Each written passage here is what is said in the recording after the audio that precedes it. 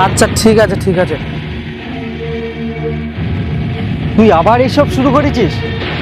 আরে তুই যেটা ভাবছিস সেরকম কিছু নয়। চুপ কর তুই, আমাকে আর কিচ্ছু বোঝাতে আসবি না। মেয়ে মেয়ে মেয়ে সবসময় শুধু ফোনে ব্যস্ত। আমার কথা শোন। তুই তো জানিস অনু আমার সাথে কিরকমটা করলো, আমার সব কিছু শেষ করে দিয়েছে।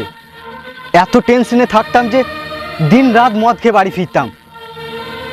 অনুকে ভুলতে হাতে মদের বোতল তুলে নিয়েছিলাম, আর আজকে দেখ অনুকে ঠিকই ভুলে গেছি, কিন্তু মদের নেশাটা আর ভুলতে পারিনি। জীবনে মেয়েই সব কিছু নয়।